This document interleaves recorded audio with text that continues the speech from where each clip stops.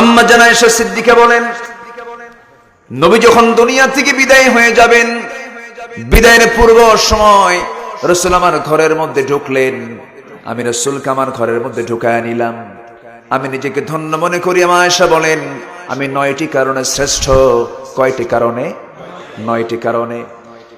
এর মধ্যে অন্যতম হলো, নবীজি তার শেষ নিঃশ্বাস ত্যাগ করেছেন আমার ঘরে। আমার চোখের সামনে তিনি দুনিয়া থেকে বিদায় নিয়েছেন।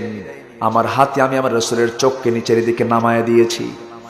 রাসূল যখন দুনিয়া থেকে বিদায় নেবেন, আম্মা জান আয়েশা বলেন, নবীজি আস্তে করে আমাকে বলছেন, আয়েশা, আমার মাথা কেমন যেন ঘুরপাক খাচ্ছে, প্রচন্ড মাথা ব্যথা হচ্ছে, প্রচন্ড জ্বরাক্রান্ত, আমাকে একটু শোয়ার ব্যবস্থা করে দাও। আমার নবীজি করলেন কি? শুয়ে পড়লেন। বালিশ নিয়ে আসা হলো। রাসূল বলছেন, আয়েশা, বালিশের প্রয়োজন নাই, তোমার উরুটা বিছায়া দাও। উরুটা বিছায়া দিলেন। রাসূল উরুর উপরে মাথা রাখলেন। ওইদিকে বেলাল আজান দিচ্ছে। বেলাল যখন আজান দিচ্ছেন, আমার নবীজি বলছেন, ওরে আয়েশা, বেলাল তো আজান দিয়ে দিল, মসজিদের দিকে রওনা দিয়ে দেই। কারণ ইমানদারের দিল লটকানো থাকে কিসের সাথে বলেন? রজুলুন কলবুহু মুআল্লাকুম বিল মাসাজিদ। এক বচন না বহু বচন, যেখানেই মসজিদ সেখানে দিল লটকানো। জোরে বলেন সুবহানাল্লাহ। আমার নবীজি আজান শোনার সঙ্গে সঙ্গে বলছেন, আমার বেলাল তো আজান দিয়ে দিল, মসজিদের দিকে চলে যাই। চেষ্টা করলেন নিজের পায়ে দাঁড়ানোর, মাথা চক্কর মেরে আবার পড়তে লাগলেন। বলছেন, আয়েশা রে, বুঝতে পেরেছি আর জামাতে নামাজ আমার কিসমতে নাই। তিনি আবার শুয়ে পড়লেন। নামাজ পড়াবে কি? আমার নবীজি বলছেন, আয়েশা, তোমার আব্বাজানকে বলে দাও, আমার প্রিয় সাহাবী আবু বকরকে বলে দাও, আমার মুসল্লায় দাঁড়ায় যেন সে নামাজের দায়িত্বটা পালন করে নেয়। যখন এই কথা বলা হলো, বলার সঙ্গে সঙ্গে সাহাবীদের ভিতরে কান্নার রোল পড়ে গেল। ওমরে ফারুকও কান্দেন, সাহাবীরা কান্দেন। আহারে, নবীর পিছনে বুঝার নামাজ আমাদের কিসমতে নাই। নামাজ যখন শুরু হয়ে যাবে, সব সাহাবীদের কান্নার রোল পড়ে গেছে। নবীজি বলছেন, আয়েশা রে, সাহাবীদের নামাজটা আমি একটু দেখতে চাই, আমাকে একটু ধরো তো। ধরা হলো। ধরে নিয়া ওই জানালার পাশে যখন হাজির করা হলো, রাসূল কোন মতো জানালার ফাঁকা দিয়ে নামাজের দৃশ্যগুলো দেখেন, আর চোখে তার টলমল পানি, অশ্রুপূর্ণ চক্ষু, কাঁদতেছেন বিশ্বনবী।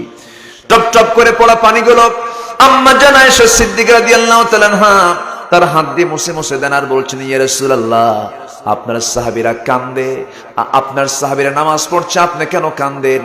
রাসূল বলছেন, ওরে আয়েশা, কান্না তো দু প্রকার, একটা হলো সুখের কান্না আর একটা হলো দুঃখের কান্না।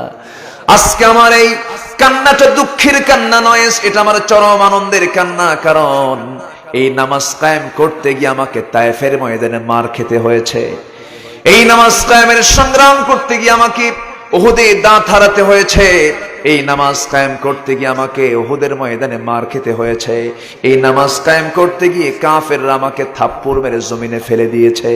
সেই নামাজ আজকে রাষ্ট্রীয় পর্যায়ে কায়েম হয়ে গেছে, সব জায়গায় কায়েম হয়ে গেছে। ওই আয়েশা, এটা আমার দুঃখের কান্না নয়, এটা আমার চরম আনন্দের কান্না। জোরে বলি সুবহানাল্লাহ। আমার নবীজি সেই জায়গা থেকে আস্তে করে তাকে নিয়ে আসা হলো, আবার শোয়া দেওয়া হলো। আমার নবীজির সর্বশেষ দুটা রোগ আক্রান্ত তিনি হয়েছিলেন, জ্বর এবং মাথা ব্যথা। নবীজি দুনিয়া থেকে বিদায় নেবেন, এমন সময় বলছেন, আয়েশা রে, আমি তো দুনিয়া থেকে বিদায় নেব, দেখো তো আমার কলিজার টুকরা ফাতিমা কোথায়? ফাতিমাকে ডেকে আনা হলো। নবীজি ফাতিমার দিকে চাওয়া মাত্রই কান্না থামাতে পারেন না। ফাতিমাও কান্দেন, রাসূলও কান্দেন। রাসূল বলছেন, ফাতিমারে কান্নার প্রয়োজন নাই, কেঁদো না, আমার দিকে চলে আসো। কানের মধ্যে মুখ ঢুকায় বলছেন, আমার মৃত্যু হবে কিছুক্ষণের মধ্যে, তুমি আমার মৃত্যুর উপরে তুমিও দুনিয়া থেকে আমার পরপরই বিদায় নিয়ে নেবে। দুনিয়াতেও তুমি আমার কাছে ছিলে, কবরেও তুমি আমার কাছে থাকবে, কোনো চিন্তা করো না ফাতিমা। ফাতিমার মুখের হাসির ঝিলিক দেখা দিল, তাকে বিদায় দিয়ে দিলেন বিশ্বনবী। আমার নবীজি দুনিয়া থেকে বিদায় নেবেন, এমন সময় বলছেন, আয়েশা রে, মুখটা কেমন যেন দুর্গন্ধ মনে হচ্ছে, আমাকে একটা মেসওয়াক এনে দাও। মেসওয়াক এনে দিবেন কেমনে? তিনি তো তাকে শোয়া রাখছেন, তার উরুতে মাথা রাখায় শোয়া রাখছেন। তিনি বলছেন না, তিনি কি করলেন? তার নিজের আপন ভাই আব্দুর রহমান ইবনে আবু বকরকে ডাক দিয়ে বলছেন, ভাই একটা মেসওয়াক এনে দাও। মেসওয়াক টেনে দেওয়া হলো।